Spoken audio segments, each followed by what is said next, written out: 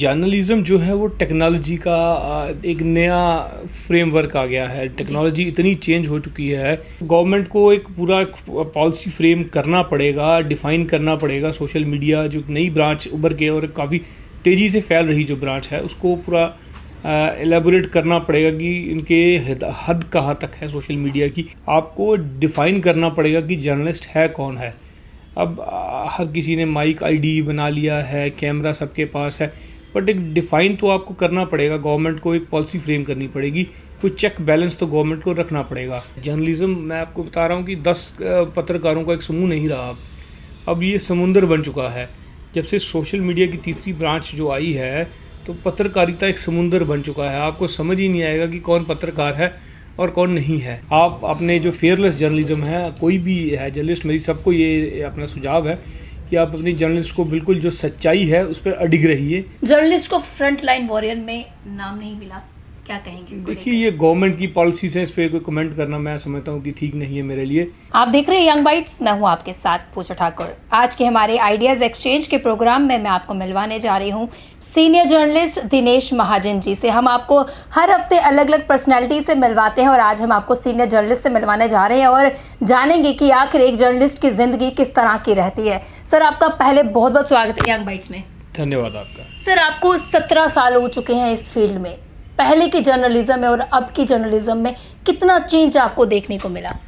देखिए, जर्नलिज्म जो है वो टेक्नोलॉजी का एक नया फ्रेमवर्क आ गया है। टेक्नोलॉजी इतनी चेंज हो चुकी है कि लोगों को पहले सुबह जो आज की हैपनिंग है उसके लिए इंतज़ार करना पड़ता था कि सुबह अखबार आएगी, उसमें पढ़ेंगे, पूरा ब्रीफ में देखेंगे क्या हो रहा है क्या नहीं।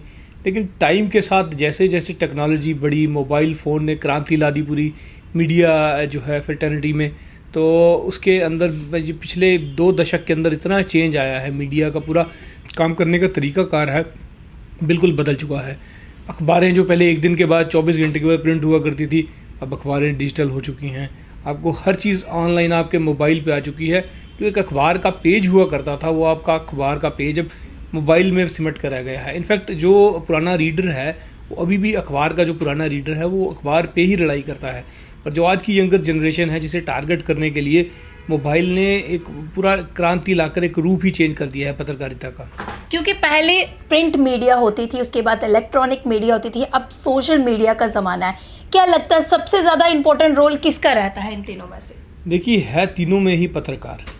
प्रिंट में भी पत्रकार है, इलेक्ट्रॉनिक में भी, और सोशल मीडिया जो तीसरी विंग जिसको गवर्नमेंट ने भी अब रिकॉग्नाइज कर लिया है, सोशल मीडिया तीसरा ब्रांच जो बना है, तो तीनों में है तो काम करने वाले पत्रकार ही।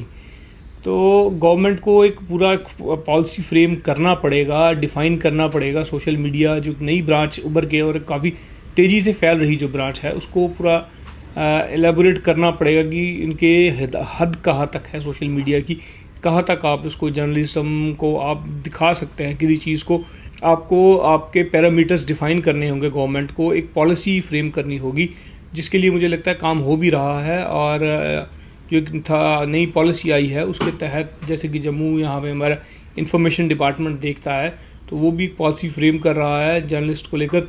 जैसे पहले एक्रीडेशन का एक प्रोसेस रहता है कि मान्यता प्राप्त जिसे पत्रकार कहा जाता है, तो उसके लिए एक्रीडेशन एक कमेटी एनुअली फॉर्म होती थी, कई बार ज़्यादा समय भी लगता था। तो गवर्नमेंट एक पूरा एक रिफाइन वे से उसके अंदर कमेटी कॉन्स्टिट्यूट होती थी 11 लोगों की।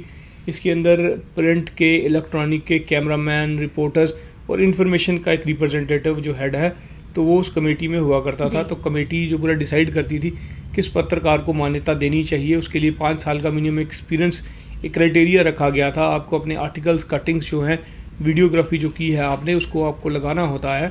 तो वो सब देख के एक पैरामीटर्स बना के गवर्नमेंट एक्रीडेशन देती है।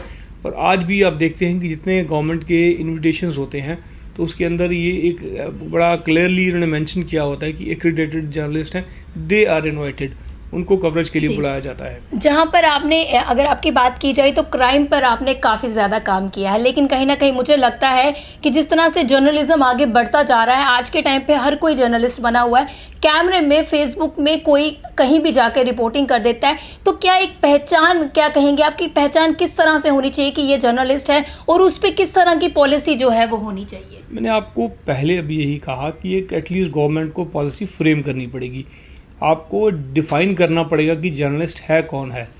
अब हर किसी ने माइक आईडी बना लिया है, कैमरा सबके पास है, बट एक डिफ़ाइन तो आपको करना पड़ेगा। गवर्नमेंट को एक पॉलिसी फ्रेम करनी पड़ेगी, कुछ चेक बैलेंस तो गवर्नमेंट को रखना पड़ेगा। वही बात मैंने कही कि जिस तरह से क्राइम के साथ आपका ज़्यादा राब्ता रहा है, क्या लगता है कि अगर ऐसे ही चलता रहा, अगर ऐसे ही कोई भी अपनी फेसबुक से ऐसे ही रिपोर्टिंग करने शुरू हो जाएगा, क्या पता कोई जो शरारती तत्व है वो भी कर सकते, तो क्राइम कहीं ना कहीं बढ़ सकता है, या क्या कहेंगे? देखिए मैम, मेरा मानना है गवर्नमेंट के पास पूरा मैकेनिज्म है।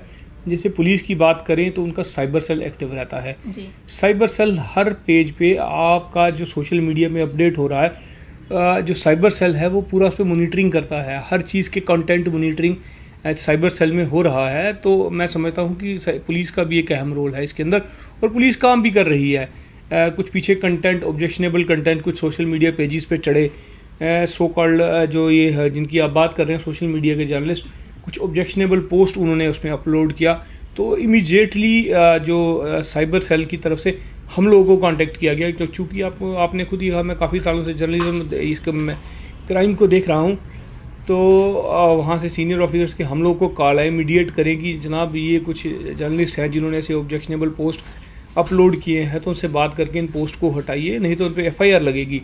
और कुछ केसेस में FIR लगी भी है, और कई तो ऐसे सोशल मीडिया में सो कॉल्ड जर्नलिस्ट थे जिनके एंटी नेशनल एक्टिविटीज़ में इन्वॉल्व होने के काफ़ी पुख्ता सबूत भी मिले, और कुछ लोग तो पकड़े भी गए हैं रिसेंट पास पे। हम लोग इस काफ़ी करीबी भी रहे, क्योंकि इस पे पूरी चेकिंग नहीं की जाती थी, पूरा चेक नहीं रखा जाता था इस पे, इस वजह से ये इतना बड़ा है।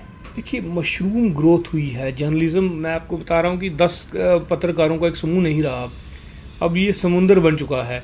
जब से सोशल मीडिया की तीसरी ब्रांच जो आई है, तो पत्रकारिता एक समुंदर बन चुका है। आपको समझ ही नहीं आएगा कि कौन पत्रकार है और कौन नहीं है। हर कोई माइक आईडी, जैसे मैंने पहले भी कहा, लेके जाए, लेकिन इसके लिए गवर्नमेंट को पॉलिसी फ्रेम करनी होगी। दिनेश जी, जब आपने अपनी इस फील्ड में कदम रखा था, कितना मुश्किल भरा ये कदम था और किस तरह की शुरुआत रही थी? कोई एक ऐसा एक्सपीरियंस आप हमारे साथ शेयर करना चाहें? देखिए ये बहुत ही टफ फील्ड रहा है। आपको अब तो इन्फॉर्मेशन के लिए आपके पास गैजेट्स आ चुके हैं, इंटरनेट आ चुका है आपके पास, आप हर चीज़ 2 मिनट में आपके पास शेयर हो जाती है। जब हम लोग ने जर्नलिज्म शुरू किया था तो हम लैंडलाइन पे शाम को थानों में फ़ोन किया करते थे, या अपने जो सोर्स हुआ करते थे पुलिस को, उनको सबको शाम को ऑफिस से फ़ोन किया करते थे। तो वो एक बाउंडिंग हम लोग की वैसे बनी थी। तो उसी फ़ोन के ज़रिए हमें खबरें मिला करती थी। मोबाइल इतना एक्टिव तब नहीं हुआ करता था, फ़ोन तो थे लेकिन व्हाट्सएप का और ये जो अब नए सोशल मीडिया के प्लेटफॉर्म्स आए हैं, तब ये एक्टिव नहीं हुआ करते थे। तो उस टाइम पे आपके लिए खबर को डेवलप करना इतना मुश्किल था। एक ज़माना पेजर का भी आया, उसके बाद मोबाइल शुरू हुआ। मोबाइल में चलिए थोड़ी जर्नलिस्टों को सहूलियत मिली कि आपको ऑन स्पॉट आपको खबरें एक्सचेंज होना शुरू हो गई। तो जब लैंडलाइन का ज़माना हुआ करता था, आप सोचिए कि जर्नलिज्म तो अब क्या हुआ करता था। शाम को 6 बजे ही अखबार निकलना शुरू होती थी जर्नलिस्टों के लिए। उनका काम शाम को 5-6 बजे के बाद हम लोगों का शुरू हुआ करता था, और वो भी काम क्या, फ़ोन पे ही जहाँ हो इन्फॉर्मेशन मिला है वहाँ भागना भी है, कुछ स्पॉट हुआ है तो स्पॉट पे भी कवर करना है। जब शाम को 6 बजे जर्नलिज्म शुरू हुआ तो रात को 12-12 बजे तक अखबारें फाइनल हुआ करती थी। हम लोगों का मैंडेटरी हो गया था कि साहब आपको शाम को सुबह फील्ड में रहना है, दोपहर में अपने लिए थोड़ा टाइम बचता है तो ठीक है, शाम को 5-6 बजे ऑफिस आना है। तो वो जर्नलिज्म आपका लैंडलाइन पे हुआ करता था।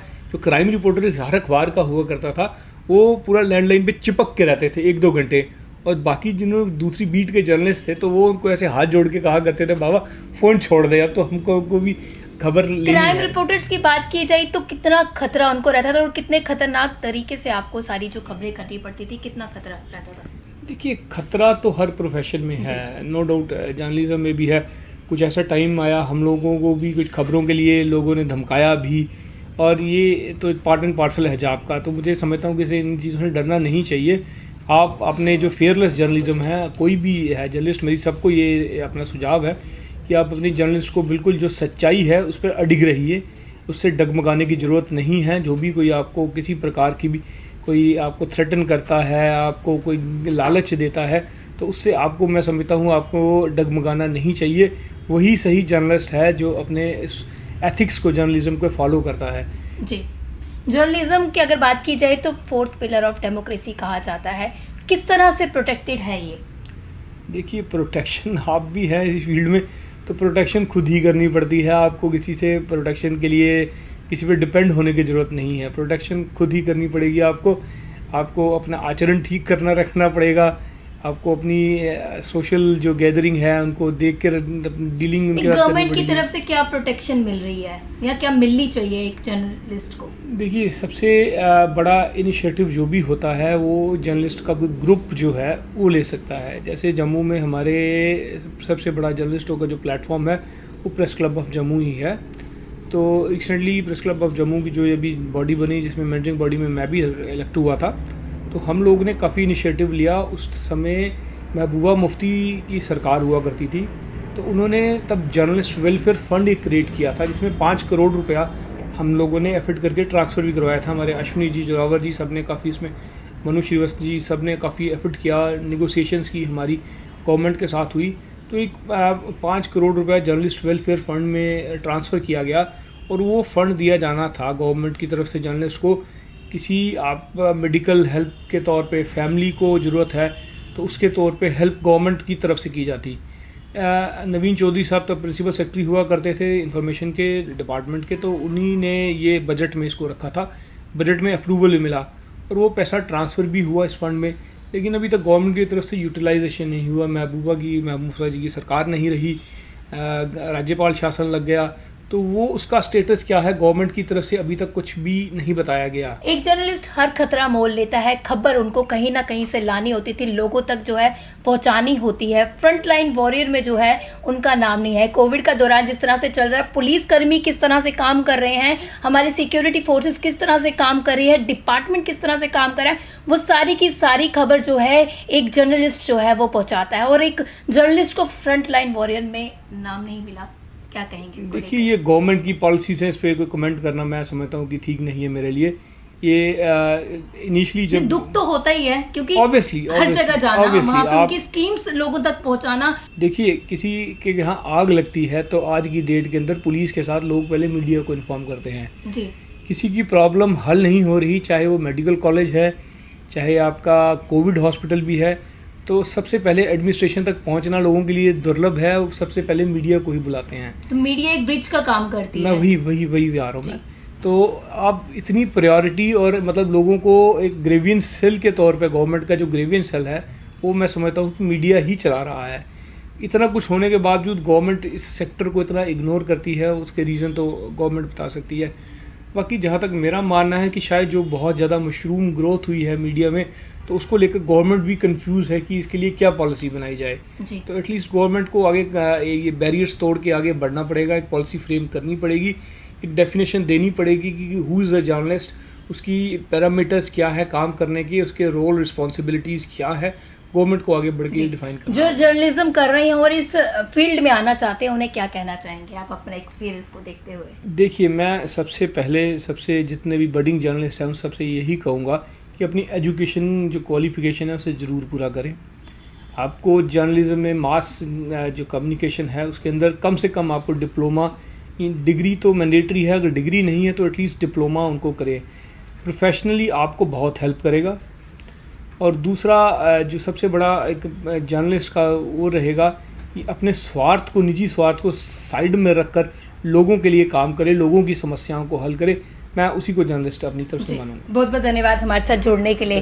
तो आज हमारे साथ जुड़े थे दिनेश महाजन दी। साफ तौर से इन्होंने बताया अपना एक्सपीरियंस, किस तरह से इनके क्राइम की दुनिया में इनका अपना एक्सपीरियंस रहा है, किस तरह से क्राइम की रिपोर्टिंग जो है इन्होंने की है। और आज के जर्नलिस्ट को भी इन्होंने हिदायत दी है कि अगर आप इस फील्ड में आ रहे हैं तो कम से कम डिप्लोमा डिग्री आपके पास होनी चाहिए, अगर डिग्री नहीं तो एटलीस्ट डिप्लोमा तो होना चाहिए। साफ तौर से सरकार से भी एक अपील रहती है सभी जर्नलिस्ट की कि उनकी सिक्योरिटी के लिए एक पॉलिसी जो है वो फ्रेम की जाए ताकि वो भी प्रोटेक्टेड रहे।